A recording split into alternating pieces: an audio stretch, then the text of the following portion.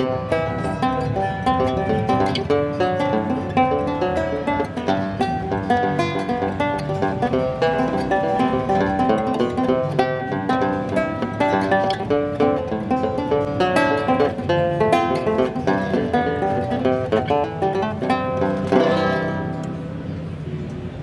guys, it's Tessa Jeffers with PremierGuitar.com. I'm at the Deering Banjo booth in Nashville at NAMM 2014 with Barry Hunn, and he has a banjo that's very relevant for guitarists. And why is that? Well, I'm glad you asked. This is the new Solana 6. This is kind of a unique instrument. It is a 6-string banjo, which in and of itself isn't just terribly unique. We've been making 6-string banjos for, 20 years, 30 years. But this one has nylon strings, and it's set up a little bit like a classical guitar. And the unusual part of this is we've done some new things, some new technology to give this banjo the tone that it has. And we've been experimenting with trying to achieve more classical purity of tone in all of our banjos. But in this one, we've done it with several sneaky techniques. One is we have a patented new bridge plate. And this is a thin rosewood plate that the bridge is actually sitting on, that sits on the head. This helps roll off some of the harsh, high frequencies that some folks don't care for in banjos. Of course, us banjo guys really like it all. Yeah, we like all of it, but nonetheless, this helps roll it off, so it's a very smooth, sweet sound. We also are using a wide tailpiece that keeps the strings relatively straight going over the bridge, which helps improve the tuning, keeps it from going out of tune as much, which on a banjo, A, is very good, and with nylon strings is B, doubly good. Then the other thing we've done, I'm going to turn the banjo backward here just so you can see it. We put a nifty little pickup in this banjo, and this is a piezo pickup that was designed by a young man named John Cavanaugh, who also makes our Cavanjo humbucker pickups that we use on our steel string banjos.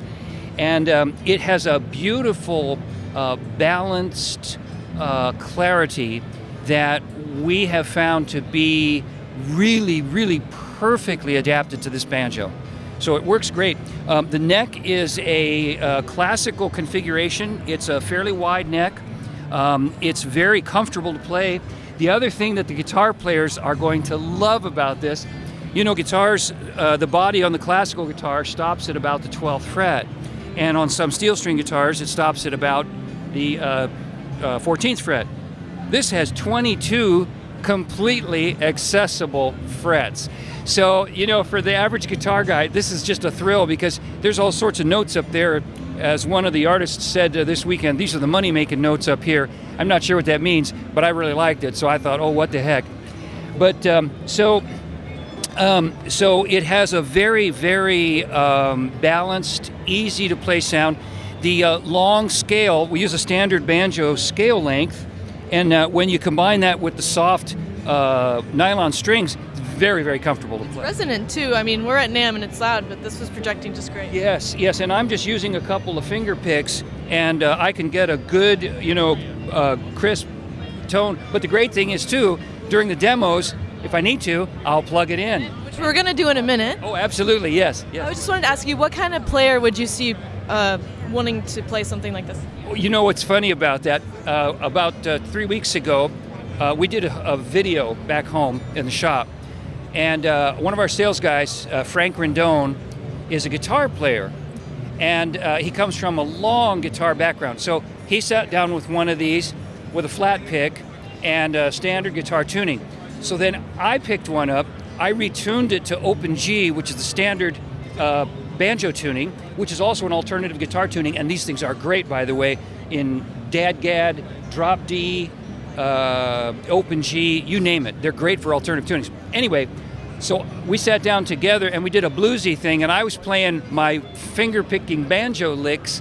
He was playing his guitar licks, same instrument, different tunings, and it's a riot. It's an absolute riot. Oh, we had the best time. And but it was great because I loved the way the instrument, and he and I were both just grinning the whole time.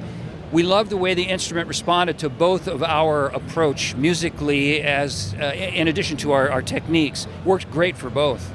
Yeah. So you said these will be launching next. This is kind of a pre-launch. Yes, we've actually been marketing these for a long time, probably for about the last year or so, but we've finally started to get the production end of things worked out. So now we're going to start shipping these, and they should be coming out about August of this year, 2014. And where can people find out more information, and how much are they going for? These little guys only retail for $8.99, and like every banjo that we make, it's made in our shop from scratch. In point of fact, let me just show you a couple other things when I turn this around. If you look at the rim here, this is a 3-ply maple rim. This is the same maple that you find in the sides and the backs of the world's best violins. And yeah, it's absolutely the best maple, and it's made in 3 plies. Now this banjo is a prototype, but nonetheless, our $30,000 custom banjos have a 3-ply violin maple rim, and that's the same kind of rim. They're usually a different dimension, slightly different thickness, but this is the same technique and the same technology that goes into the best banjos in the world for $899. It's awesome. Now, this rod running through the center here, this is the steel coordinator rod. It is deliberately made to be as acoustically dead as possible, so it doesn't vibrate, so you don't hear some annoying vibration happening. A lot of commercial banjos these days are made with brass rods because it's a very musical metal. Well, that's great, but you don't want musical metal running through the body. You want the rim to be the focus of the vibration. Now, in the neck, we're doing something where we use a 3-piece neck, and you can see here's the heel block here.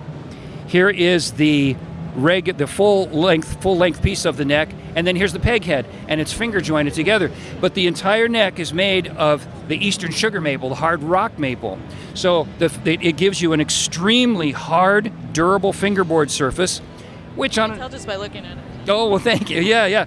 And so it gives you also a good amount of brightness, note distinction, separation of the notes between the strings between the notes. I wanted to ask you about the strings. Are they something that you make in-house in your company? The strings are made by the Dunlop String Company, and they are standard, high tension, ball end, classical guitar strings. So there's no exotic strings. You can go buy pretty much any kind of classical guitar string that you want.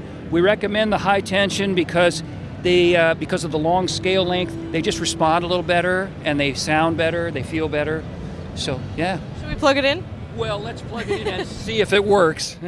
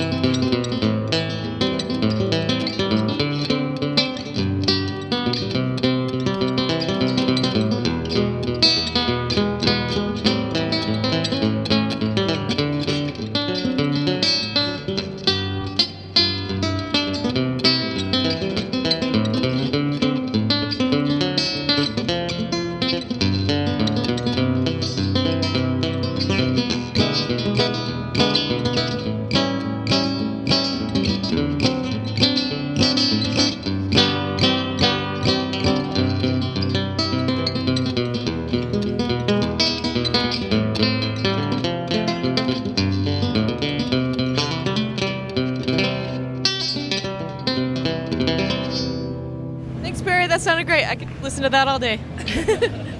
Thanks for showing us your banjo. Bad, anytime. This is Tessa Jeffers for PremierGuitar.com.